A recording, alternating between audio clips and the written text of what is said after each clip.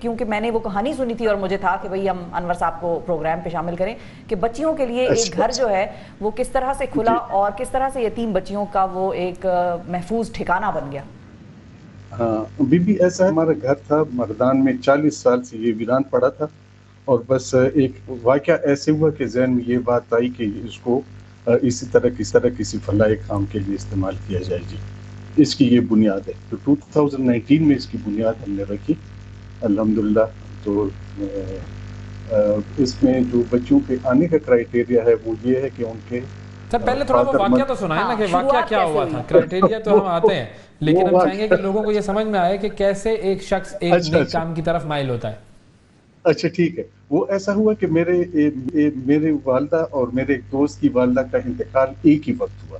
وہ میرا جو دوست ہے تو وہ ہے جارڈن میں، اس کا نام ہے اکرم جبر. وہ بھی سول انجینئر ہے، میں بھی سول انجینئر ہوں. تو اس نے اپنی والدہ کے ایصال ثواب کے لیے انڈونیزیا میں مسجد بنائی 15 مہینے بعد کے. اور اس سے مجھے یہ انسپریشن ہوئی کہ ہم بھی کچھ کریں اپنی والدین کے لیے. تو پھر یہی خیال آیا کہ جو گھر انہوں نے ہمارے لیے بنایا تھا تو یہی ان کے ایصال ثواب کے لیے استعمال ہو.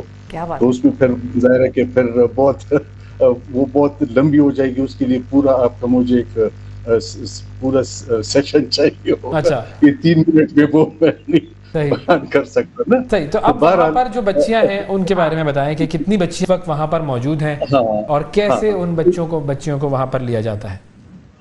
اچھی بات ہے جی، اچھی بات ہے. ان کا جو کرائیٹیریا ہے نا، کرائیٹیریا ان کا یہ ہے کہ ان کے پیرنٹس بوتھ نہ ہو یا آئدر آف دیم میں سے. ٹھیک ہے جی، یہ تو پہلا کرائیٹیریا ان کا. پھر ان کی جو ایج گروپ ہے تو وہ ہے 5 to 8 ایئرس. اوکے ٹھیک ہے جی.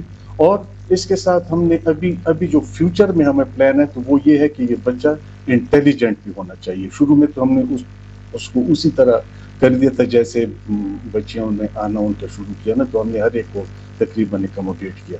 مگر ابھی ہمیں سمجھ آ رہی ہے کہ اس کو ایک تھوڑا سا اس کو انٹیلیجنٹ بھی ہونا چاہیے، کیونکہ جتنی ایفرٹ ہوتی ہے بچی پہ تو اس کا پھر at the end of the day کچھ وہ جو مطلب کہ وہ معاشرے کا کوئی فرد بنے، کوئی معاشرے کو فائدہ. لیکن اس پہ لوگوں کی طرف سے یہ بات نہیں آئے گی کہ بھائی اب اگر ایک بچی ہے جو کہ یتیم ہے، جو کہ ظاہر ہے اس کا تو کوئی قصور نہیں ہے، تو اس کو فیسیلیٹیٹ نہ کیا جائے اور ریفیوز کر دیا جائے تو وہ نیگیٹو بات نہیں ہوگی. نہ وہ ایسا ہے نا کہ ایسے تو ہم مطلب کہ وہ تو سارے پاکستان میں اور اس میں تو بہت بڑی ایک لاٹ ہے جو کہ ہمارے ایک ظاہر ہے وہ ممکن نہیں ہے ہمارے لیے نا.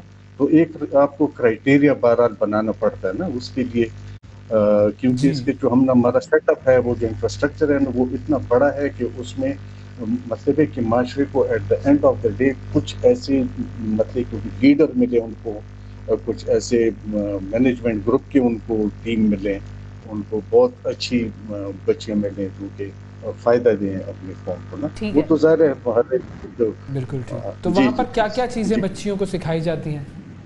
ہاں ایسا ہے کہ ان کو یہ جو بچیاں آتی ہیں ان کا یہاں پہ جو ہے یہ ریگولر سکولز میں جاتی ہیں.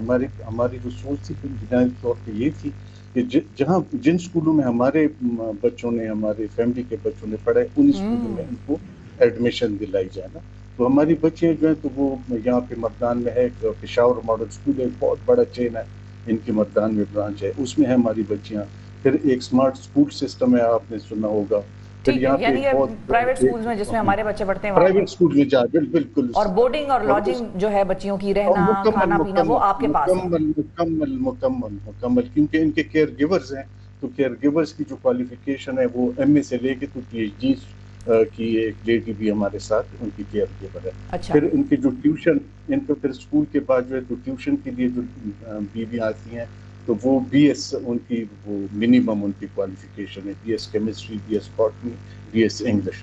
تو اس طرح سے ان کا تو اس کا فائدہ یہ ہوا کہ یہ 2019 میں ہم نے شروع کیا اور الحمدللہ ابھی 2014 میں ہماری 3 بچیاں انشاءاللہ کل جا رہی ہیں کیڈٹ کالج نوشہرہ میں. کیڈٹ کالج ہے تو وہ آپ سمجھ سکتے ہیں کہ اس بیک گراؤنڈ سے بچیاں آئیں.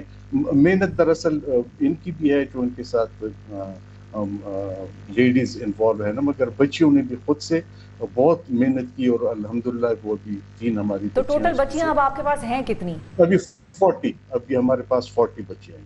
اچھا, اور یہ جو فنڈز ہوتے ہیں اور ڈونیشنز وغیرہ ہوتے ہیں وہ کس طرح سے آپ لوگوں کے پاس آتے ہیں؟ یہ ایسا ہے کہ ابھی تک یہ سارا سلسلہ جو ہے تو ہمارے فیملی اور فرینڈز جو ہے نا تو انہوں نے یہ سلسلہ شروع کیا ہوا ہے جی. مطلب ہے کہ وہ ہمارا ایک پروسیس ہے, ہر ایک بچے کو وہ اسپانسر کرتے ہیں, تو اس میں سے موسٹلی ہمارے فیملی ممبرز ہیں. کچھ میرے جو 1960 میں جو میں اسکول میں پڑھا تھا, پبلک اسکول میں, کچھ میرے وہ دوست ہیں وہ بھی اس میں انوالو ہو گئے ہیں الحمدللہ. جی بالکل صحیح ہے جی. بہت شکریہ ادا کریں گے. انور کمال صاحب موجود تھے اور فاؤنڈر ہیں جی سادات فاؤنڈیشن کے, جو بچیوں کے لیے اور خاص طور پر یتیم بچیوں کے لیے کام کر رہی ہے اور ان کی لاجنگ اور ان کو ایک طرح سے گھر فراہم کر رہی ہے.